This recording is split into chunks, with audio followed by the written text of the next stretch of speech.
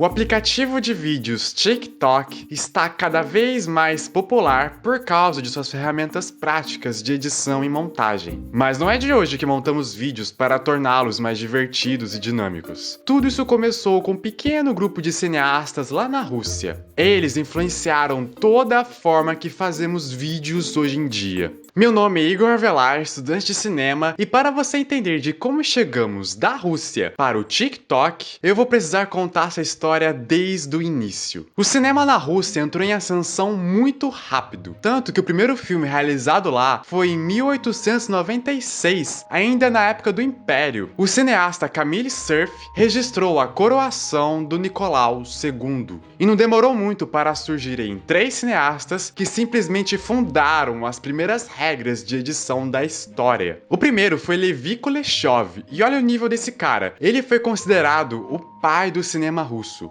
e fundou a primeira escola de audiovisual do mundo, a Escola de Cinema de Moscou. Kuleshov descobriu que tudo no cinema envolve edição, e nem é sobre unir ou cortar cenas, mas em criar um sentido entre elas. E ele criou uma teoria, meu amigo, que se você é editor, precisa conhecer. Ela é conhecida como efeito Kuleshov. Antes, só quero te lembrar de dar o like nesse vídeo, que ajuda a gente demais, e se inscreva nesse canal para receber vídeos sobre cinema todas as terças. O efeito Kuleshov nasceu de um experimento. Ele mostrava um prato de comida e depois a expressão de um homem. O público entendia que o cara estava com fome, mas quando trocava o prato de comida por uma mulher morta, entendiam que o cara estava triste, em um estado de luto. E foi naquele momento que o cinema se tornou uma arte separada do teatro, já que agora a edição tinha um papel ativo na forma que contamos histórias. O sentido das obras, então, não está nas cenas, mas na união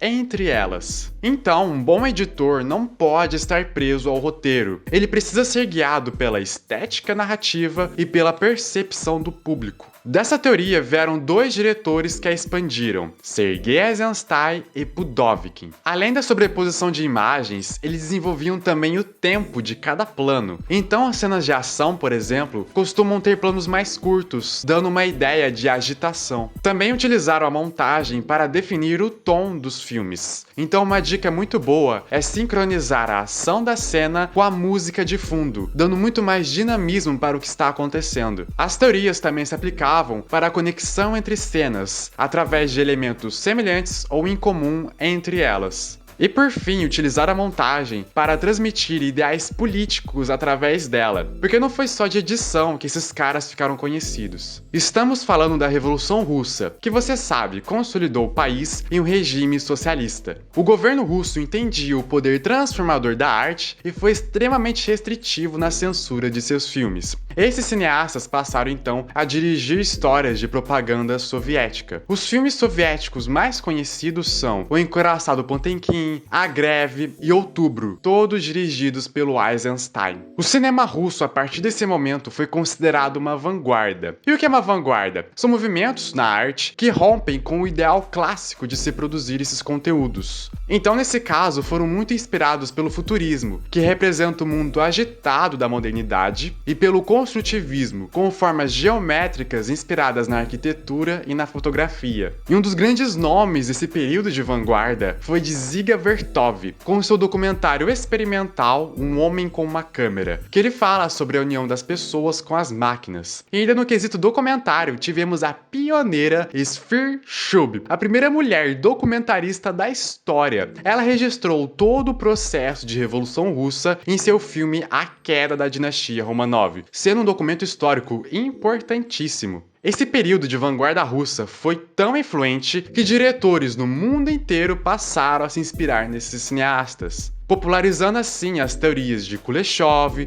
Pudovkin, Eisenstein, Vertov e Shub. E ficaram tão populares, mas tão populares, que é quase impossível imaginarmos outra forma de se fazer vídeos hoje em dia. Pode comparar, é só entrar no YouTube, na Netflix ou no cinema. Não, cinema não, hashtag fica em casa, mas sempre quando você for consumir algum conteúdo de vídeos, você pode perceber que ele vai possuir raízes muito fortes do cinema russo e da estética russa. E o TikTok não seria diferente. Sua montagem acelerada, que usa da métrica, do tom, da conexão de cenas e da repetição entre elas parecem modernas, mas já eram usadas desde o século passado pelos grandes mestres russos. Comente aqui embaixo o que você achou desse tema, se já conhecia esses filmes ou se despertou algum interesse. Eu sempre quis comentar sobre como as vanguardas russas nos influenciam.